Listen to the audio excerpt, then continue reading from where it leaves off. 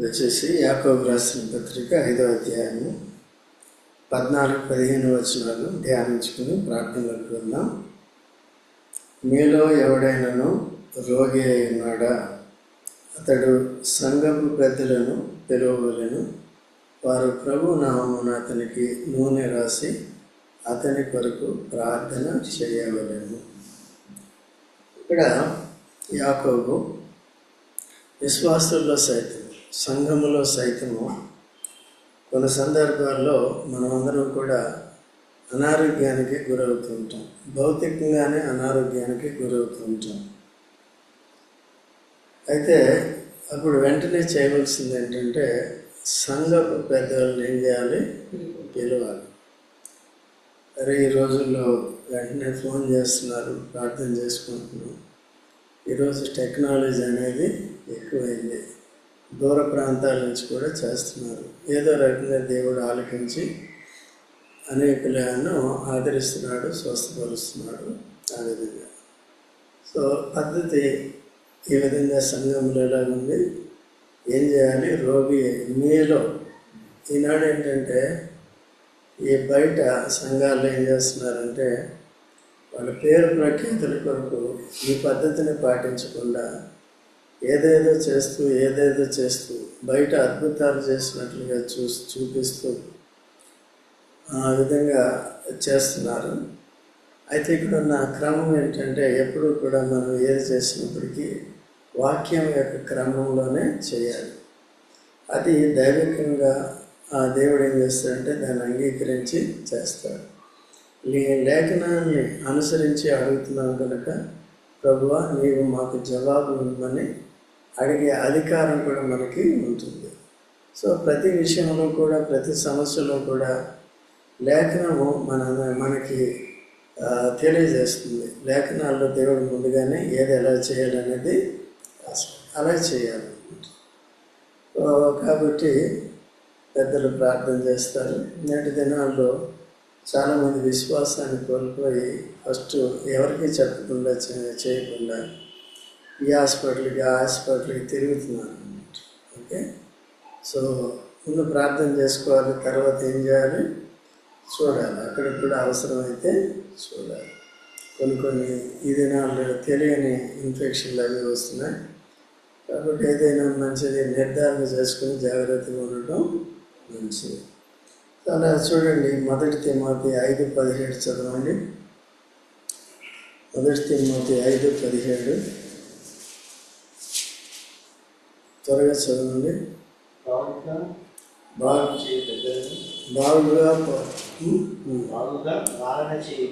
పాలన చేయ పెద్దలను విశేషముగా వాక్యమందును ఉపదేశమందును వారిని పెద్దలంటే ఎవరంటే బాగుగా ప్రయాసపడేవారు, ఉపదేశమందును వారు చేసే సేవలు ఫలించేవారుగా ఉన్నారు.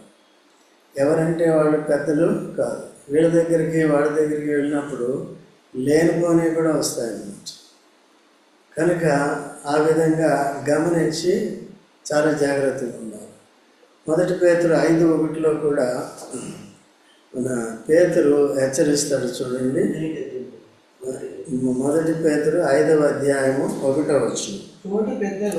తోటి పెద్దను క్రీస్తు శ్రమలను గూర్చిన సాక్షిని రాబోయే మహిమలో పాలిభాగస్తుని మీలోని పెద్దల్ని హెచ్చరించవలసింది ఏంటండి? పెద్దలే ఇతరులను హెచ్చరించాలి కదా. ఇప్పుడు పెద్దని హెచ్చరిస్తుంది. అంటే ఈయన దేవునికి అనుకూలంగా జీవిస్తున్నాడు, దేవుని వాక్య ప్రకారం చేస్తున్నాడు. అందుకనే పేతురు వెళ్ళి ప్రార్థన చేసినప్పుడు ఏమైంది? పేతురు ఒక స్థితిలో ఉన్నాడు. ఒకనొక సమయంలో పేతురు అత్త జబ్బు పడింది, జ్వరం వచ్చింది. ఆయన స్వస్థపరచలేకపోయాడు. అయితే యేసుక్రీస్తు ప్రభు వారింటికి వెళ్ళాడు. వెంటనే ఆ చేతిని పట్టుకుని, పేతురు అత్త యొక్క చేతిని పట్టుకుని యేసు ప్రభు పట్టుకుని వెంటనే జ్వరం ఏమైపోయింది? వెంటనే ఆమె లేచి ఏం చేసింది? ఆమె ఉపచారం చేసింది. ఈ దినాలు ఏం చేస్తున్నారు? ఆరోగ్యం బాగోలేదు, యేసుప్రభు హస్తాలను పట్టుకోవడానికి, కాళ్ళు చేతులను పట్టుకోవడానికి వస్తున్నాం, తగ్గిపోయిన తర్వాత మళ్ళీ బలాదు. కొంతమంది, అందరూ కాదండి. అయితే ఆ స్థితిలో మనం అనుకున్నాం. పేతురు అంత ఏం చేసింది? ఉపచారం చేశాను, దేవుని సేవ చేశాను. దేవుడు అటువంటి వారంటే ఇష్టపడతాడు అన్నమాట. ఇక చాలా ఉంది ఈ దినాల్లో వన్ సైడ్ ఉంటున్నారు అన్నమాట. మేలు పొందాలి, వెళ్ళిపోవాలి కదా. అక్కడి నుంచి ఈ లోకంలోనే ఒక డాక్టర్ దగ్గరికి వెళ్తే ఫీజు కట్టకపోతే ఏం చేయడం? ట్రీట్మెంట్ చేయడు.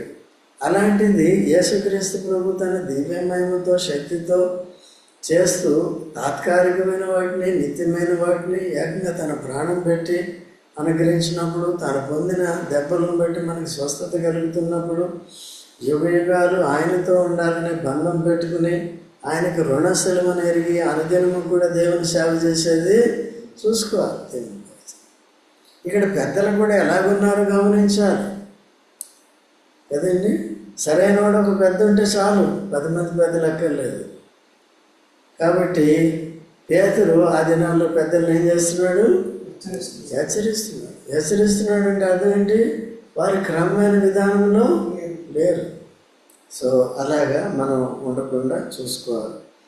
కాబట్టి ఎవరికైనా ఇదేంటి, మీలో ఎవడైనా రోగి అంటే ముందు సంఘంలో చూసుకోవాలి, సంఘానికి రావాలి. సో కొంతమంది ఇప్పుడు ఇటు జీసస్ కాల్స్ అని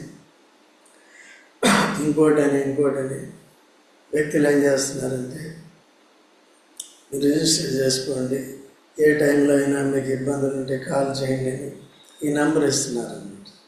అది కాల్ సెంటర్ నంబర్ లాగా ప్రార్థన గోపురం అని పేరు పెడతారు. ఇవన్నీ మనుషుల్ని ఏం చేస్తున్నారు? ఆకర్షిస్తున్నారు. ఫోన్ చేసిన తర్వాత వాళ్ళు ఏదో ప్రార్థన చేస్తారు, ఏమైందో ఏంటో తర్వాత తెలియదు. వీళ్ళ చేత వెంటనే ఫామ్ ఫిలప్ చేస్తారు, దాంట్లో మెంబర్షిప్ తీసుకుంటారు, నెలకి ఎంత కట్టమని వాడు కమిట్మెంట్ తీసుకుంటారు. ఇవన్నీ జరుగుతున్నాయి.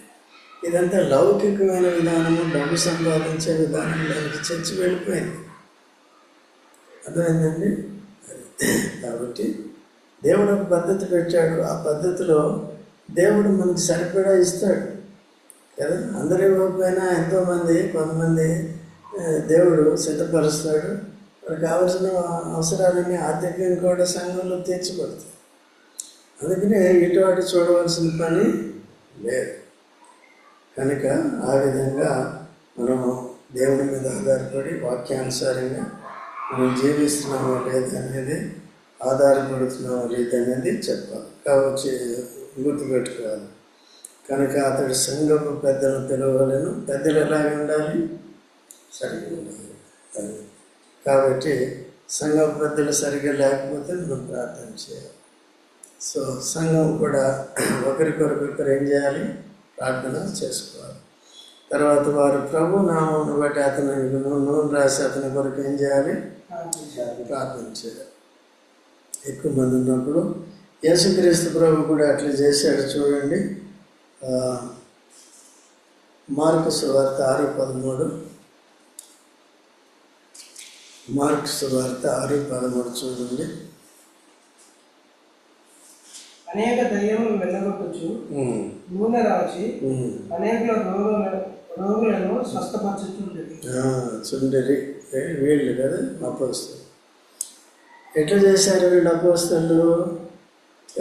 దేవుని పద్ధతిలోనే చేశారు. వాళ్ళకి దేవుడు ఆ ప్రత్యక్షత ఇచ్చాడు, ఆ రీతిగా వారిని సిద్ధపరిచాడు. నూనె రాసి ప్రార్థన చేసి, నూనె దేనికి సాదృశ్యం ఏంటంటే పరిశుద్ధాత్మకు సాదృశ్యం. అంటే ఇది నా శక్తితో, నా ప్రార్థనతో కాదు, కానీ పరిశుద్ధాత్మ శక్తితోనే నీకు స్వస్థత కలుగుతుందని అటు దేవుని వైపు వాళ్ళ దృష్టిని మళ్లించారు. పేతురు కానీ, అపోస్తలుడు పౌలు కానీ, బర్నబా కానీ వీళ్ళందరూ కూడా కొన్ని అద్భుతాలు చేసినప్పుడు వీళ్ళు దేవతలని వాళ్ళని పూజ చేయడం మొదలుపెట్టారు. అయితే మేము కూడా మీ వంటి స్వభావం గల మనుషులు, మాది కాదు ఈ శక్తి, ఇలా యేసు ప్రభు శక్తి ద్వారా ఇంకా ఈయన బాగుపడ్డాడని చెప్పినప్పుడు ఆ విధంగా మళ్ళించారు. ఎప్పుడన్నా కూడా ఒక అద్భుతం జరిగినప్పుడు, ఒక స్వస్థత జరిగినప్పుడు, భౌతికమైన మేలు జరిగినప్పుడు ఆ వ్యక్తిని దేవతగా చేసేస్తారు. సో అటువంటి పద్ధతి మనకు ఉండకూడదు. అయితే స్వస్థత పొందిన తర్వాత కూడా దేవుని సేవ చేసేది మనం నేర్చుకోవాలి. తర్వాత ప్రార్థన చేయవలను. ఎటువంటి ప్రార్థన చేయాలనేది 15వ వచనంలో ఉంది. విశ్వాస సహితమైన ప్రార్థన రోగిని స్వస్థపరచును. అంటే యేసుక్రీస్తు ప్రభు యొక్క శక్తి నందు, యేసుక్రీస్తు ప్రభు యొక్క ప్రేమ యందు, యేసుక్రీస్తు ప్రభువే ఇది చేయగలడని ప్రభునందలి విశ్వాసంతో చేయాలి. కానీ నా సొంత శక్తిని ఆధారం చేసుకోవటానికి వీల్లేదు, మన సొంత శక్తిని ఆధారం చేసుకోవడానికి వీల్లేదు. అందుకనే పేతురు యోహానులు ఏమన్నారు చూడండి. పేతురు యోహానులు అపోస్తల కార్యములు 3వ అధ్యాయము 3వ వచనంలో చదవండి. అపోస్తల కార్యములు 3వ అధ్యాయము 3 నుండి చదవండి. పేతురును యోహానును దేవాలయంలో ప్రవేశింపబోనప్పుడు వాడు చూచి భిక్షమడగగా పేతురును యోహానును వాడిని తేరి చూచి మా తట్టు చూడవలెను. వాడు వారి యొక్క ఏమైనా దొరుకునని కనిపెట్టుచు వారి యొక్క లక్ష్యం ఉంచాను. అంతటా పేతురు, వెండి బంగారములు నా యొద్ద లేవు గాని నాకు కలిగినదే నీకు ఇచ్చుచున్నాను, నజరేయుడైన యేసుక్రీస్తు నామమున నడువుమని చెప్పి. చూశారండి, ఆయన ఆ భిక్షగాడు ఏం చేస్తున్నాడంటే పేతురు వైపు చూస్తున్నాడు. దాన్ని తేరు చూడంటే ఏమని, వీళ్ళు ఏమన్నా పైసలు ఇస్తారని. నేను అడగకుండా, నేను అడగకముందే వాళ్ళే వచ్చి నన్ను అడుగుతున్నారు. వీళ్ళే వచ్చి అడుగుతున్నారు ఏమిస్తారు, ఎంత వెండి ఇస్తారో, ఎంత బంగారం ఇస్తారో, ఎన్ని వందలు ఇస్తారో అని భౌతికంగానే ఆలోచించారు. ఆత్మ సంబంధమైన మనసు లేదని. అయితే వెంటనే మా దగ్గర వెండి బంగారములు లేవు, దృష్టి దేని మీద నుంచి మళ్ళించాడు. నేటి దినాల్లో సంఘం ఎక్కడికి తీసుకొస్తుంది? యేసుక్రీస్తు నందు విశ్వాసం ఉంచేలాగా చేసే బాధ్యత సంఘాన్ని మనది. అయితే ఇప్పుడు భౌతికమైన విషయాల మీద తీసుకొస్తుంది. ఇక్కడికి వచ్చినావా మీ పిల్లలు పుడతారు, ఇక్కడికి వచ్చినావా ఉద్యోగం వస్తుంది, ఇక్కడికి వచ్చినావా రాని, ముందు యేసులోకి రాని, రక్షణలోకి రాని, మారు మనసు పొందని, తర్వాత దేవుని నీతిని రాజ్యాన్ని మొదట వెతికినప్పుడు దేవుడు ఏం చేస్తాడు? ఇవ్వబడిస్తాడు. చాలామంది విశ్వాసులు కూడా ఈ విధంగా తప్పిపోతున్నారు. ఎక్కువ లోకాన్ని చూస్తున్నారు, బయట ఆకర్షణలు చూస్తున్నారు. ఆ చర్చలు ఎట్లా జరుగుతుంది, ఈ చర్చలు ఎట్లా జరుగుతుంది. ఆరోగ్యకరమైన బోధ వినాలి. చర్చ ఎప్పుడు కూడా ఆత్మీయ సంగతుల ముందు చెప్పాలి. తర్వాత ఈ భౌతికమైన విషయాల కొరకు మనం సంఘంగా ప్రార్థన చేస్తాం. కొన్నిసార్లు అత్యవసరమైన పరిస్థితుల్లో కూడా మనం ప్రత్యేకంగా కూడా ప్రార్థన చేస్తున్నాం. దేవుడు ఆలకించట్లేదా? ఎందుకు ఆలకిస్తున్నాడు? వాక్య క్రమంలో చేయాలి. సంఘపు పెద్దలు కూడా ఎట్లా ఉండాలి? మీరు కూడా పెద్దలే. ఎవరైతే యథార్థంగా సేవ చేస్తున్నారో, యథార్థంగా ఇతరుల కొరకు ప్రార్థన చేస్తున్నారో, రాత్రి అనక పగలనక వేకువజామున లేచి గ్రూపుగా చేస్తున్నారు, సంఘం చేసే ప్రార్థనకి అంత విలువ ఉంటుందన్నమాట కదండి. అలా చేసేవారంతా కూడా ధన్యులు. అయితే పట్టు వదలకుండా అదే రీతిగా నమ్మకంగా మనం చేస్తున్నాం. ఈ సేవ ఎంత ప్రాముఖ్యమని మనకు అర్థం కాదు. మనం ఇతరుల కొరకు చేసేది సమయం అనక అసమయం అనక మనకి ఇప్పుడు 5 గంటలు లేస్తారు సహోదరులు, పనులు ఉంటాయి వారికి. పిల్లలు సిద్ధపరచాలి, ఇవన్నీ చేయాలి, ఉద్యోగాలకు వెళ్ళాలి భర్తలు. కొంతమంది ఉద్యోగాలకు వెళ్ళేవాళ్ళు కూడా 5 గంటలు లేచి గ్రూప్లో జాయిన్ అయ్యి ప్రార్థన చేస్తారు. పడుకున్న వాళ్ళ కొరకు ఏం చేస్తున్నారు? వీళ్ళు లేచి ప్రార్థన చేస్తున్నారు. అయినా లేస్తున్నారు వాళ్ళు? లేపే రోజు వస్తుంది. ఎవరు లేపుతారు? ఓ రోగం వచ్చి లేపుతుంది. అప్పుడు ఎవరు కావాలి? సంఘం కావాలి. అట్లా చేసేవారందరూ ధన్యులు. పట్టు వదలకుండా ఏం చేయాలి? చేయాలి. అయితే ఇది సేవ. చూడండి, అనేక సార్లు చెప్పాను, మరోసారి చెప్తాను.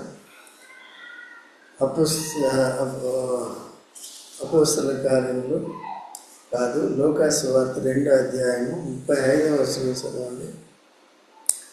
లూకాసు వార్త 2వ అధ్యాయం 35వ వచనం చదవండి త్వరగా దయచేసి. మరియు ఖడ్గము దూసుకుపోనని ఆయన తల్లి అయిన మరియతో చెప్పాను. మరియు ఆషేరు గోత్రికురాలును అన్న అనే ప్రవక్త్రి ఉండెను. కన్యాత్వం మొదలు 7 ఏళ్ళు చేసి బహుకాలం గడిచింది. 24 సంవత్సరములు విధవరాలు 7 సంవత్సరాలు పెనుగుడితో పెళ్లి చేసుకుంది, పెనుగుడితో సంసారం చేసింది. పెనుగుడు చనిపోయి ఉంటాడు. అప్పటి నుంచి 84 సంవత్సరాలు ఉపవాసం ఉండి ఏం చేస్తుంది? దేవాలయం విడవక. దేన్ని విడవకూడదు? అందరికి అలవాటు, కొంతమందికి అలవాటు ఏంటి? దేవాలయాన్ని విడవాలి. దేవాలయాన్ని విడిస్తే దేవుని విడిచినట్టే. వెనుకంజ వేయటం అంటే దేవాలయాన్ని విడిపడమే, వదిలిపెట్టేయడం. మిగిలిన సహోదరుల సహోదరుల సహవాసాన్ని వదిలేసుకోవటం. విడువక 84 సంవత్సరాలు ఏం చేస్తుందంట?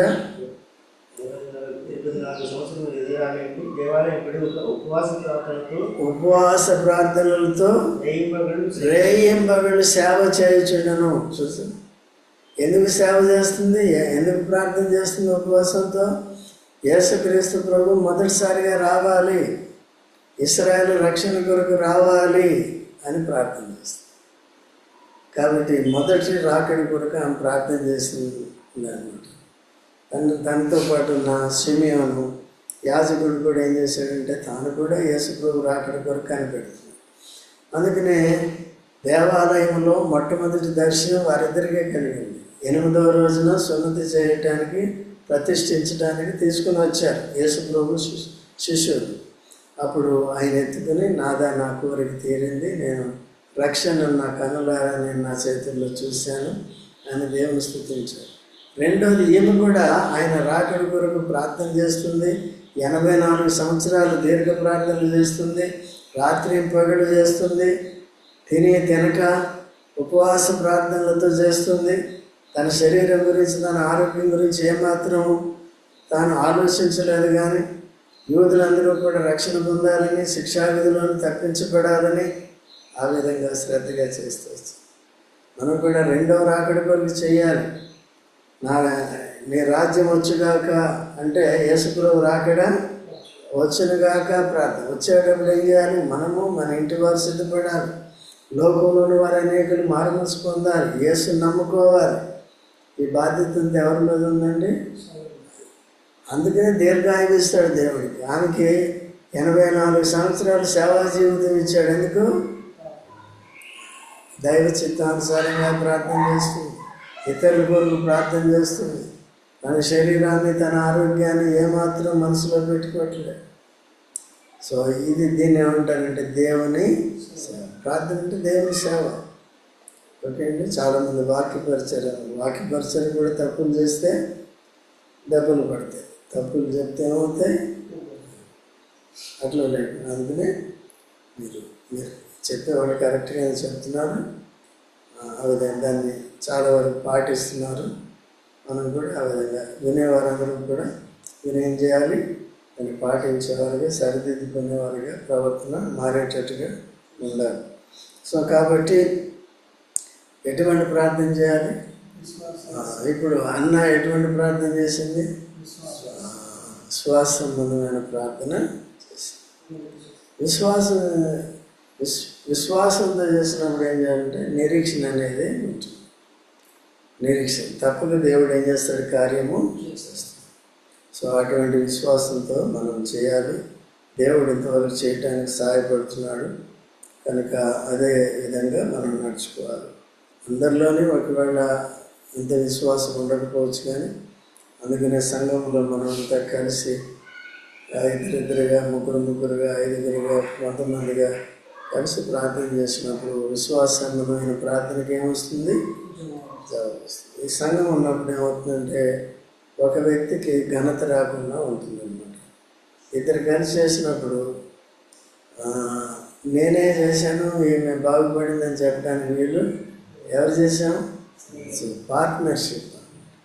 అయితే దేవుడు ఈ ప్రార్థనలన్నిటికీ జవాబిస్తాడు. ఇచ్చిన తర్వాత మనల్ని మనం మరుగు చేసుకున్నప్పుడు, ఇది నేనే చేశాను అని అనుకున్న నువ్వు మరుగు చేసుకున్నప్పుడు దేవుడు దానికి నిత్యత్వం కూడా బహుమానం అనేది ఇస్తాడు. కాబట్టి విశ్వాస సహితమైన ప్రార్థన రోగిని స్వస్థపరచును, ప్రభు అతన్ని లేపును అంటే దేని నుంచి లేపును? అనారోగ్య పరిస్థితి నుంచి లేపును. తర్వాత అతడు పాపములు చేసిన వాడైతే పాప క్షమాపణ. కొన్నిసార్లు అనారోగ్య పరిస్థితి ఎందుకు వస్తుంది? పాపం. అయితే ఆ వ్యక్తి ఏం చేయాలి? పాపాన్ని ఒప్పుకున్నప్పుడు క్షమిస్తాడు. తినవసరం లేదు. మార్కు సువార్త 2వ అధ్యాయంలో అంత తెలిసింది. మాట చెప్పి ముగిస్తున్నాను. యేసుక్రీస్తు ప్రభు ఒక ఇంట్లోకి వెళ్ళాడు, కపెర్నహూములో. వెళ్ళినప్పుడు అక్కడ బోధ చేస్తున్నాడు. శిష్యులు ఇల్లంతా చుట్టుపక్కల వారు వచ్చారు. ఆ చిన్న ఇల్లు ఏమైపోయిందంటే అంతా గుమిగూడి జనాలతో నిండిపోయింది, కిక్కిరిసిపోయింది. ఇంకెవరు వచ్చే పరిస్థితి లేదు. అప్పుడు ఏం చేశారంటే విశ్వాసంతో 4 వ్యక్తులు ఒక కుంటివాడిని, పెరాలిటిక్ పర్సన్ని, పక్షవాయువు చేత బాధపడుతున్న కాళ్ళు చేతులు పడిపోయిన వ్యక్తిని మోసుకొని వచ్చారు. స్థలము లేక ఏం చేశారు? వెంటనే ప్రభు దగ్గరికి వెళ్ళిపోవాలి, వెంటనే స్వస్థత వచ్చారు శీఘ్రముగా. వీళ్ళు కదలండి అంటే మన మాట వింటారు. అక్కడికి వెళ్ళేటప్పటికి టైం పడుతుంది. అప్పుడు వేసుకుని వెళ్ళిపోతాడేమో. వెంటనే పైకి ఎక్కి ఏం చేశాడు? యేసు ప్రభు సెంటర్లో ఉంటాడు కాబట్టి ఆ కప్పు, సెంటర్ కప్పు ఓపెన్ చేసి ఏం చేశాడు? ఎక్కడ 2-3 నా నామం ఉంటాడు కూడి ఉంటే ఉంటాడు కాబట్టి ఆ కప్పు విప్పి అక్కడ దించిన వెంటనే ఏమన్నా నీ పాపములు క్షమించబడ్డాయి, నీ పరిగెత్తుకుని. పాపాలు క్షమించడానికి ఈయనెవడు? మనిషి కుమారుడికి పాపములు క్షమించడానికి అధికారము. అందుకనే మొట్టమొదటిగా ఆత్మీయ స్వస్థత పాప క్షమాపణ ద్వారా వస్తుంది.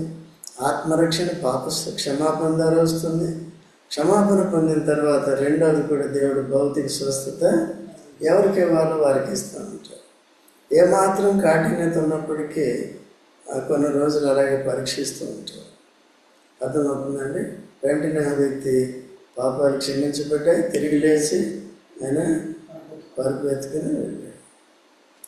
సో అటువంటి వాళ్ళు దేవుణ్ణి సేవ చేస్తారు. అటువంటి విశ్వాసాన్ని కోరుకుంటున్నాడు. ఆ రీతిగా మనం విశ్వాస సహితమైన ప్రార్థనలు చేస్తూ ఇతరుల పట్టింపు కలిగి జాగ్రత్తగా ఉన్నాం. మనం అనుభవించాం. మనకు అనారోగ్య పరిస్థితి వచ్చినప్పుడు ఎలాగా దేవుడు మనల్ని ఎందుకు కనికరం చూపించాడో, అనేక మంది ప్రార్థనలు ఆలకించాడు. సంఘం యొక్క ప్రార్థన ఈ రోజుల్లో కనిపించిన వాళ్ళకన్నా చెప్పేస్తారు. నాకు కొంతమంది ఫోన్ చేస్తూ ఉంటారు, ప్రార్థన చేయండి కదా, ఒకసారి వస్తారు ప్రార్థన చేయండి. సో సహవాసంలో ఉన్న వాళ్ళ కొరకు మనం ఏం చేస్తాం? బయట ఉన్న వాళ్ళ కొరకు కూడా చేస్తాం. ప్రభు సార్వత్రిక సంఘంలో ఉన్న వారందరినీ దీవించు, ఆత్మీయంగా దీవించు, ఆత్మానుసారంగా నడుచుకోవటం అని చేస్తాను. నేను ప్రతిరోజు చేస్తాను. వారికి వాడి పేర్లు మనకి కనపడిన వాళ్ళని చెయ్యండి, వాడు కనపడరు. కనపడకపోతే వాడి గురించి ఎక్కడ చేస్తాము? వాళ్ళు ఏం చేయాలి? మనల్ని పెద్దలంటే నీ పెద్దలు, నువ్వు మా దాంట్లో ఉండాలి. అంటే స్వార్థం కాదు. ఎందుకంటే ప్రతి దగ్గర ఇప్పుడు నువ్వు వెళ్ళే దగ్గర ఆ పరిస్థితి లేదనుకున్నప్పుడు నువ్వు జాగ్రత్తగా ఉండాలి. సరైన పెద్దలు ఉన్న దగ్గరికి వెళ్ళాలి. సో ఈ విషయాలు మనం గుర్తుపెట్టుకుని సో ప్రార్థనలోకి వెళ్దాం.